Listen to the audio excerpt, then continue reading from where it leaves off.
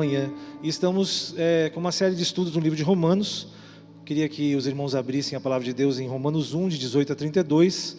Vamos ler um trecho um pouco maior hoje, porque é importante ler também Romanos 2, de 1 a 11. Então a gente vai começar em Romanos 1, de 18 a 32, e depois vamos continuar um pouquinho no capítulo 2. Amém? Romanos, capítulo 1, de 18 a 32. A ira de Deus se revela do céu contra toda a impiedade e perversão dos homens que detêm a verdade pela injustiça. Porquanto o que de Deus pode se conhecer é manifesto entre eles, porque Deus lhes manifestou. Porque os atributos invisíveis de Deus, assim como o seu eterno poder, como também a sua própria divindade, claramente se reconhecem, desde o princípio do mundo, sendo percebidos por meio das coisas que foram criadas. Tais homens são, por isso, indesculpáveis. Você pode repetir essa palavra? Indesculpáveis. Versículo 21, porquanto tendo conhecimento de Deus, não o glorificaram como Deus, nem lhe deram graças, antes se tornaram nulos em seus próprios raciocínios, obscurecendo-lhes o coração insensato.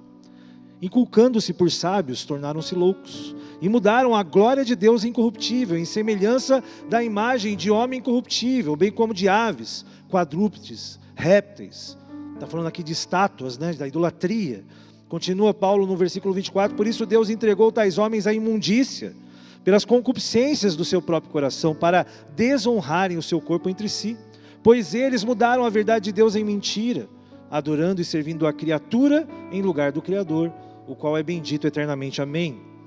Por causa disso, os entregou Deus a paixões infames, porque até as mulheres mudaram o modo natural de suas relações íntimas por outro, contrário à natureza, semelhantemente os homens também, deixando o contato natural da mulher, se inflamaram mutuamente em sua sensualidade, cometendo torpeza, homens com homens, e recebendo em si mesmos a merecida punição do seu erro. E por haverem desprezado o conhecimento de Deus, o próprio Deus os entregou a uma disposição mental reprovável, para praticarem coisas inconvenientes, cheios de toda injustiça, malícia, avareza e maldade, possuídos de inveja, homicídio, contenda, dolo, malignidade, sendo difamadores, caluniadores, aborrecidos de Deus, insolentes, soberbos, presunçosos, inventores de males, desobedientes aos pais, insensatos, pérfidos, sem afeição natural e sem misericórdia. Ora, conhecendo eles a sentença de Deus, de que não são passíveis de morte os que tais coisas praticam, não somente as fazem, mas também aprovam os que assim procedem. Agora vamos para Romanos 2, de 1 a 11.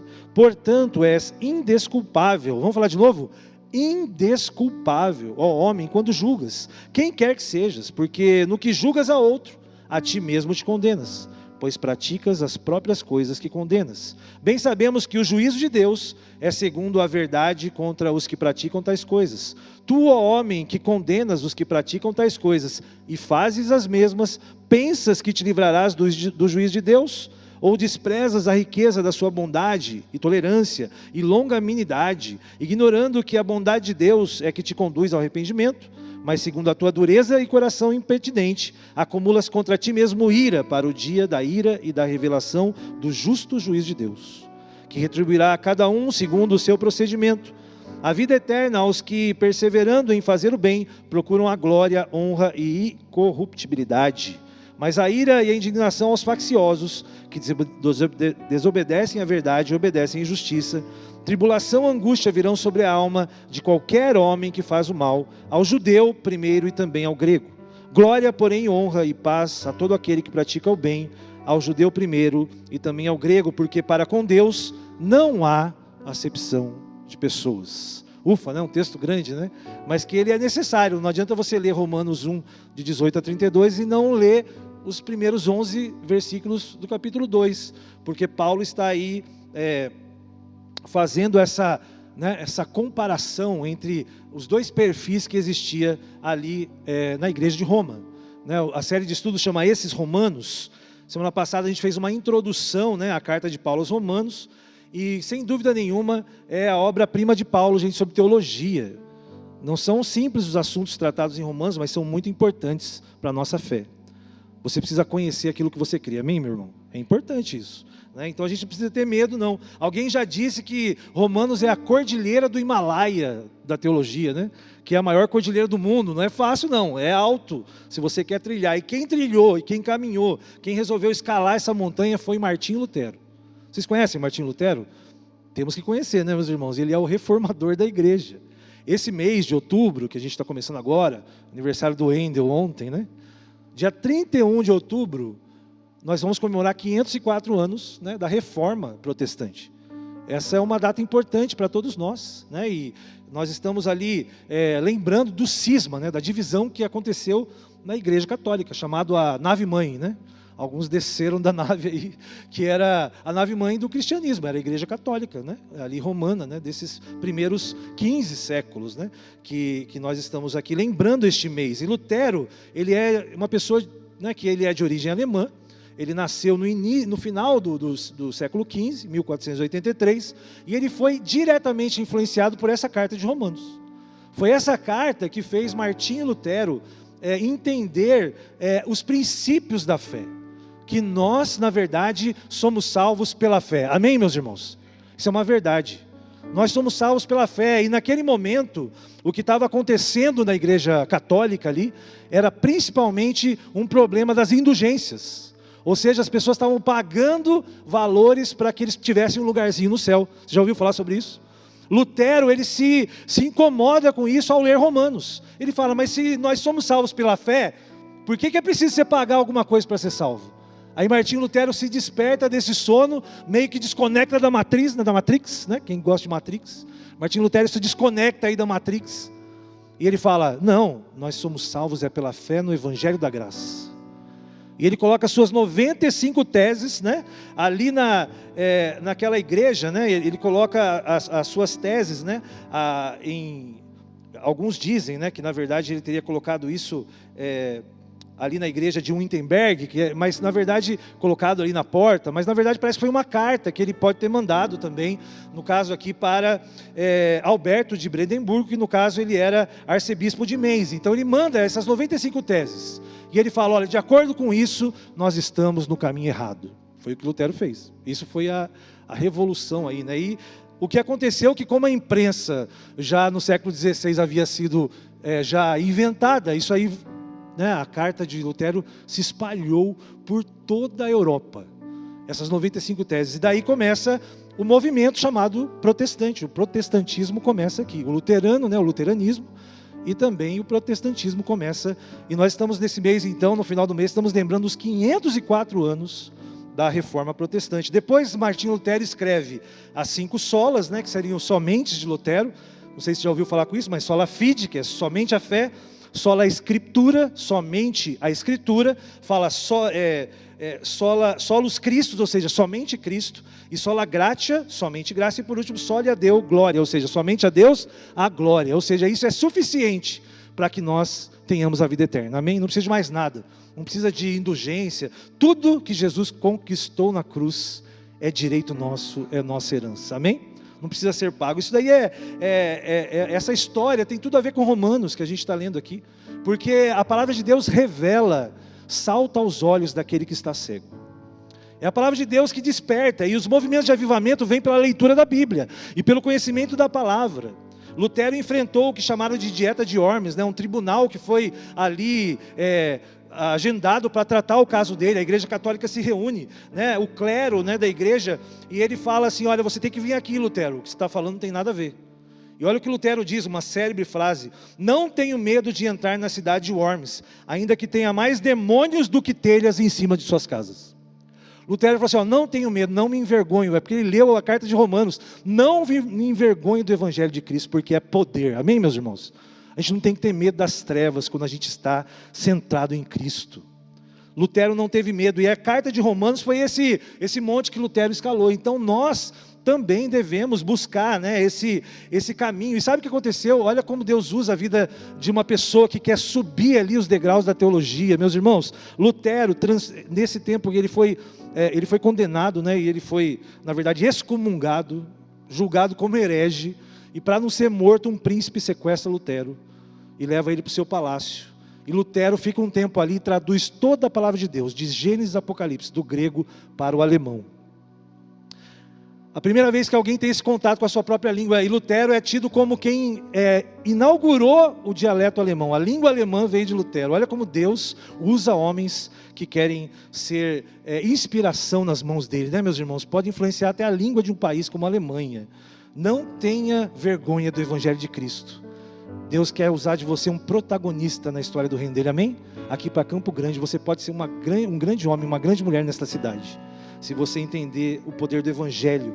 E que Romanos seja essa nossa inspiração, né? O texto trata hoje de termos difíceis de se falar. Primeiro, da depravação total do ser humano. Isso é uma parte teológica. Todos nós somos, por natureza do pecado, totalmente depravados. Não tem um justo sequer, a não ser Jesus. Isso é uma verdade que nós lemos aqui, né, do capítulo 18 ao 32, algumas duras verdades. Entre elas, fala sobre a ira de Deus. Pastor do céu, olha, nós estamos saindo de uma pandemia. O senhor vem falar de ira de Deus. Meus irmãos, a ira de Deus, ela não é como a ira humana. Talvez a gente tenha medo de ouvir falar, né? Porque Paulo fala aqui sobre isso. Olha, todos nós estamos sujeitos à ira de Deus. Mas nós pensamos em ira e temos a nossa ira, quando a gente fica irado, né? E a palavra de Deus fala, irai-vos, mas não pequeis, né? Então existe um limite para isso. Mas a ira de Deus é de um Deus perfeito e justo. Meus irmãos, Deus não tem como não se irar olhando para o pecado. Ai de nós, se fosse assim, né? Se Deus não se irasse pelo pecado, porque Deus é santo, amém, meus irmãos? E o convite aqui a nós é sermos santos, porque o nosso Deus é santo. Nós não somos perfeitos, mas nós podemos buscar santidade. Esse é o desafio de Romanos, né? A ira de Deus, ela se revela nos seres humanos, sem acepção de pessoas. É o que nós lemos aqui. Deus não faz acepção de pessoas. Não existe desculpa para o pecado da injustiça, né? Porque fala aqui da idolatria, que é a relação com Deus, e a imoralidade, que é a relação com os irmãos. Aqui fala vários pecados, né? Um que você comete contra Deus, que é adorar algo que não é o próprio Deus, e fala também das coisas que nós temos nas nossas relações verticais com os nossos irmãos. Fala de vários itens aqui, situações que nós lemos aqui. Mas logo no versículo 18, Paulo afirma a base de tudo isso, né? Está tudo ali no capítulo, até o versículo 11, 1,18 fala: a ira de Deus se revela do céu contra toda a impiedade e perversão dos homens, que detêm a verdade pela injustiça. Então isso nos nivela, todos somos pecadores, amém, meus irmãos? Então essa injustiça de Deus, essa ira de Deus, ela vai contra a impiedade, porque a impiedade, ela quando nós não temos um relacionamento com Deus, então nós somos impiedosos, e ela também se revela aqui na perversão, na perversão, que é a imoralidade no relacionamento com os nossos irmãos. Essa é a questão, e Deus se revela nesse momento, né? E essa distorção de relacionamentos, tanto com Deus, quanto com o nosso próximo, né? E para os nossos dias não é fácil falar sobre esses temas aqui, né? Hoje você falar sobre homossexualismo, está falando, esse pastor é homofóbico. Não é fácil tratar desses assuntos aqui, mas ela é duramente aplicada. Talvez algumas pessoas falem, essa página devia ser rasgada da Bíblia, Romanos 1. Mas na verdade, Deus, Ele ama todos os pecadores. Deus Ele ama o homossexual, Ele só não aceita o homossexualismo. Mas o foco desse texto, meus irmãos, a gente tem que fugir do legalismo, porque não fala só disso, fala de tudo. Fala de todos os outros comportamentos. Quando a gente é desonesto, quando a gente fala coisas erradas, quando a gente mente. Tudo está no mesmo caldeirão, e a gente, com aquele olhar legalista, às vezes dá um foco no homossexualismo, mas não existe pecadinho e pecadão para Deus, meu irmão. Minha irmã, tudo para Deus é pecado.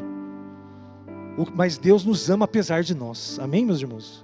Eu não tenho diferença nenhuma de uma pessoa que está com problemas em relação ao seu gênero, nenhuma. Eu sou tão pecador quanto ele.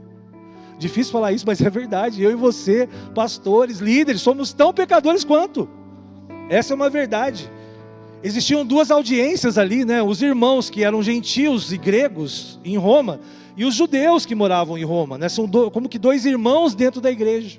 Aí eu lembrei de dois irmãos do Buriti. Tem uma cidade assim, né? Dois irmãos do Buriti. Eu sou novo aqui, viu, gente? Então eu tô aprendendo. Fiz uma pesquisa, tentei, por que chama dois irmãos do Buriti, né?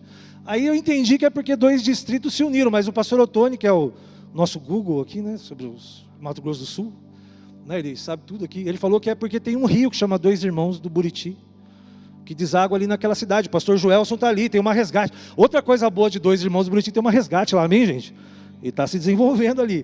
Então o tema de hoje foi Dois Irmãos de Roma, né? Não é o Dois Irmãos de Buriti, mas é o Dois Irmãos de Roma. Primeiro, aquele que estava ali ouvindo toda essa lista que a gente falou, né?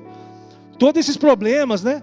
Todos os gregos, os romanos ouvindo sobre homossexualismo, sobre conceitos errados, sobre problemas, todo mundo ali, e tinha aquele judeu meio que sentado ali falando, graças a Deus que eu não sou assim. Esse judeu aqui, que é o outro irmão, representa o legalista, representa aquela pessoa que acha que é melhor que os outros, que acha que, graças a Deus, Deus me livrou desses problemas.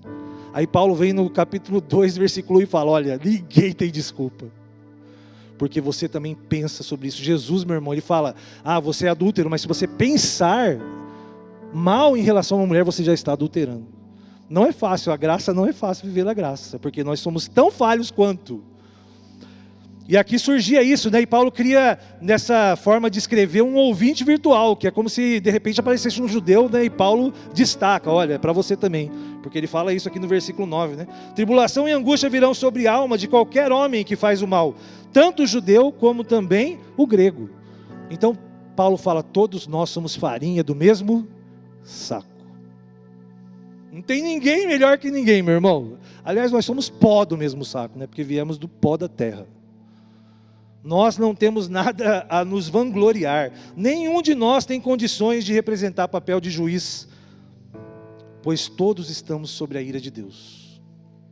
Todos nós estamos no sentido de que falar de ira de Deus pode fazer a pessoa torcer os lábios, franzir as sobrancelhas, né? Ira de Deus. Deus tem uma ira santa, meu irmão, e Ele não pode realmente permitir, ou Ele não pode se deixar, né, não se irar pelo pecado, pois Ele é santo. Então a função desse trecho que nós lemos é acabar com qualquer orgulho, meritocracia ou autojustiça que existam em nós. A situação difícil desse texto se torna mais fácil de entender, porque todos nós precisamos de Deus. Lá no Catecismo Maior de Westminster, né, eu tenho lido no Romanos o Catecismo, né, tem uma pergunta que fala, o que é pecado? É a pergunta 24 do Catecismo Maior. Pecado é qualquer falta de conformidade com a lei de Deus, ou a transgressão de qualquer lei por Ele dada, como regra, à criatura racional. E em Romanos 3:23, meus irmãos, se puder colocar aqui na transmissão, aqui no Data Show, Paulo reafirma essas condições trabalhadas nesses capítulos. Olha o que ele fala. Se você puder passar aqui, Carol, Romanos 3:23, fala, pois todos pecaram e carecem da glória de Deus. Paulo costura tudo isso em Romanos 3:23 e fala isso, porque todos pecaram e destituídos estão da glória de Deus. Todos nós precisamos de Deus, amém, meu irmão? Todos nós precisamos de Deus. Paulo reafirma essas questões, né? E sem qualquer justificativa, todos precisamos da justificação de Jesus, amém? Ninguém tem justificativa nenhuma. Você precisa da justificação de Jesus. Sem ela nós não temos acesso à salvação. Nenhum de nós, sem Jesus, poderia chegar diante de Cristo. Existe uma mensagem reconfortante nesse texto tão difícil que a gente leu, que se estabelece como um escudo para a ira de Deus. E a verdade dentro da justiça de Deus é que todos são iguais, ninguém é privilegiado, ninguém tem desculpas e nem carteirinha. Eu sou filho de crente, crentinho, não existe isso. Porque o judeu acreditava que, eu sou filho de Abraão, então eu já tenho a promessa, mas Paulo fala, você também é indesculpável. O Israel nacional é colocado aí em xeque, né, na carta de Romanos, né, que você não tem direito só porque você é filho de Israel, você precisa de Jesus, amém? É isso que Paulo está dizendo aqui. Então, melhor dizendo, Deus constantemente tem se revelado e fala, ninguém tem desculpa, porque todas as coisas foram criadas, já são suficientes para você saber quem é Deus. Ninguém tem desculpa, nem um índio lá no Himalaia, nem um monge lá do Himalaia, nem um índio da Amazônia, nem nós aqui da grande cidade, ninguém tem desculpa de dizer que Deus não existe. A gente pode querer esconder isso, mas tudo que Deus fez prova que Ele existe. Essa é a revelação. Romanos 2, 9-11, que nós lemos, fala, tribulação e angústia virão sobre a alma de qualquer homem que faz o mal, ao judeu primeiro e também o grego. Mas olha só o que ele fala, glória, porém, e honra e paz a todo aquele que pratica o bem. Se você se esforçar em praticar o bem, né? Tanto o judeu primeiro e também ao grego, porque para com Deus não há acepção de pessoas. Meus irmãos, se nós nos esforçarmos a fazer o bem, Deus vai glorificar a sua vida, a minha vida.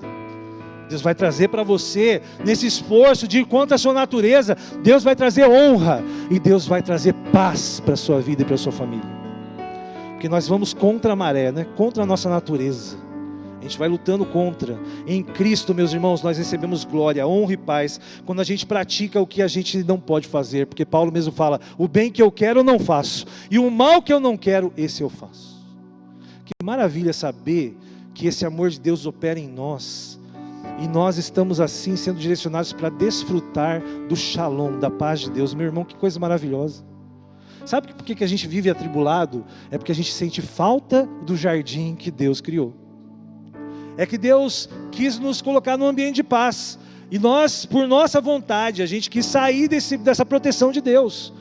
E a raça humana, ela se torna pecadora. Olha a lista de pecados: homossexual, avarento, injusto, malicioso, invejoso, insolente, arrogante, presunçoso, maldoso, implacável. Aquela pessoa que não tem, né? Não tem dó. Jesus conta história assim, né? O cara foi perdoado, aí quando foi a hora dele, ele não quis perdoar, ele é implacável. Olha aqui a lista não termina aqui não. Desleal, sem amor pela família, bisbilhoteiros, está escrito aqui. Está tudo no mesmo nível. Aquela pessoa que gosta de fuçar na vida dos outros. Você está tão mal na foto como qualquer outra. Está escrito já que homicida. Você está tão mal na foto, você é bisbilhoteiro. Paulo coloca uma situação aqui que a gente realmente não tem como fugir. Caluniadores, né? Quem não gosta de uma fofoca? Quem não põe uma lenha quando a coisa está pegando fogo? Você já ainda põe uma gasolina ainda, né? Ainda fala que é para orar. Nós estamos falando para orar, só para orar. Não é assim que a gente fala. As pessoas falam, eu estou falando isso só para você orar, meu irmão, né? Aí conta aquilo que a pessoa falou para você não contar. Terrível isso aqui, hein? Difamadores. Está tudo no mesmo, né? No mesmo pacote da farinha. A gente é tudo feito da mesma coisa. Nós nos relacionamos com Deus e com o nosso próximo como irmão ciumento, que disputam um lugar de atenção. Tem outros dois irmãos famosos na Bíblia, não é? Que a mãe falou assim, Jesus, quando você reinar, será que os meus filhos, um não podia ficar do lado direito do rei e outro do lado esquerdo? Olha que mãe, já estava querendo colocar os filhos em lugar especial.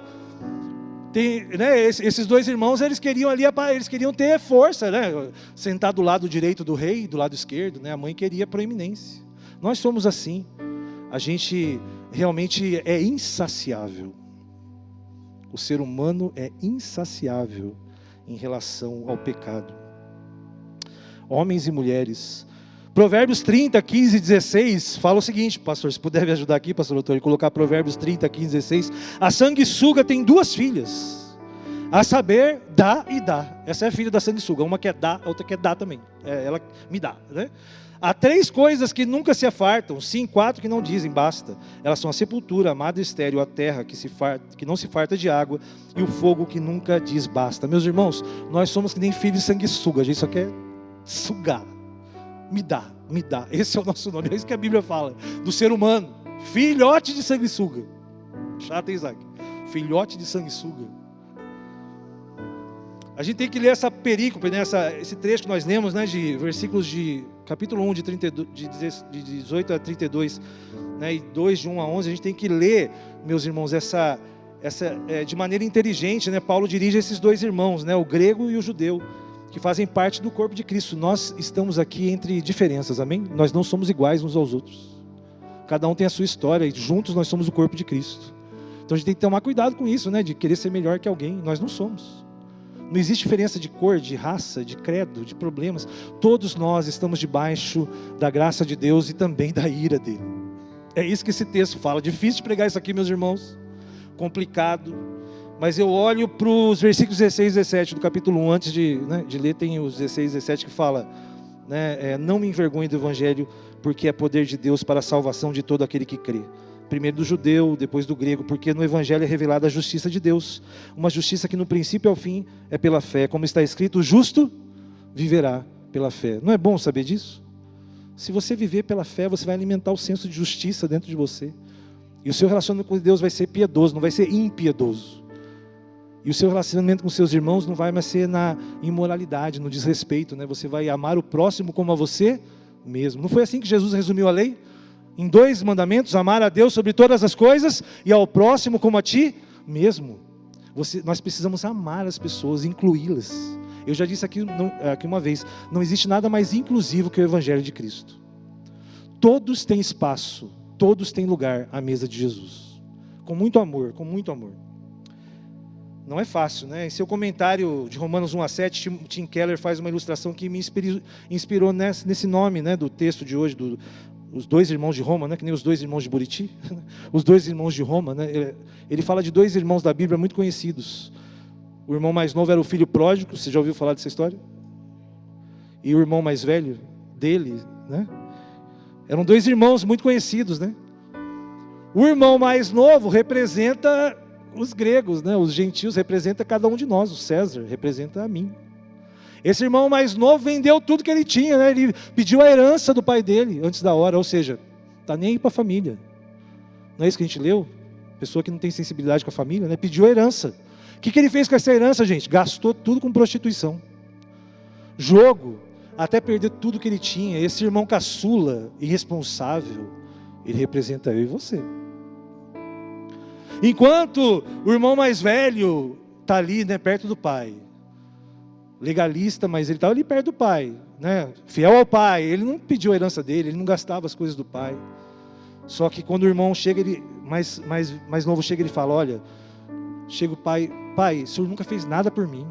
Eu estou aqui com você. Esse meu irmão mais novo fez tudo isso daí.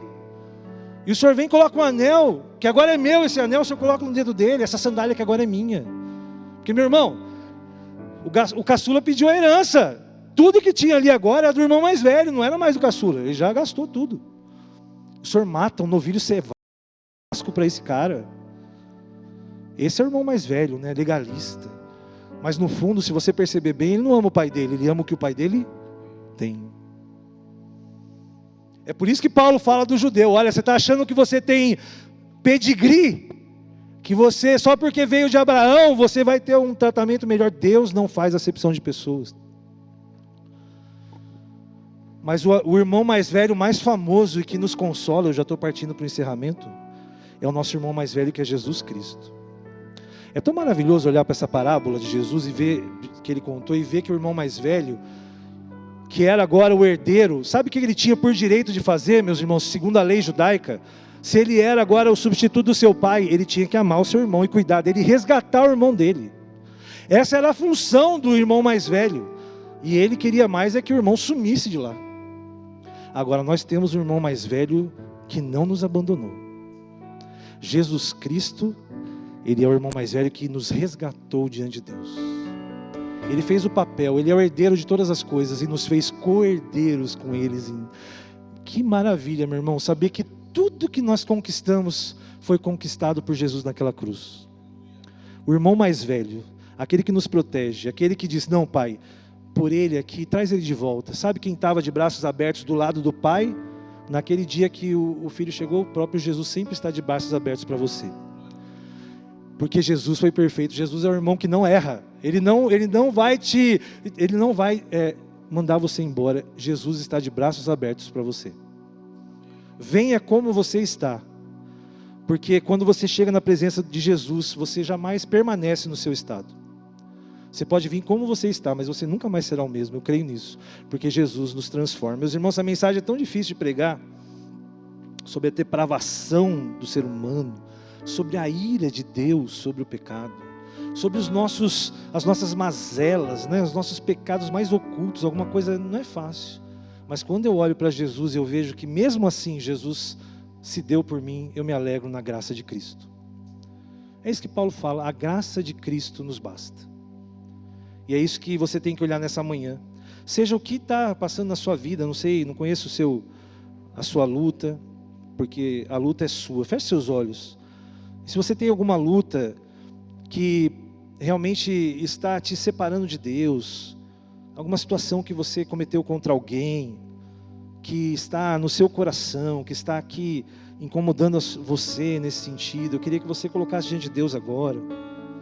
Agora é o momento de confessar o nosso pecado, de colocar diante de Deus e dizermos: Senhor, nós não somos melhores que ninguém. Fala isso para o seu pai, para o seu Abba Pai, que está de braços abertos juntamente com Jesus. Ele está falando nesta manhã: vem, filho, vem como está, para eu te curar. Jesus é o mesmo que fala: vai e não peques mais.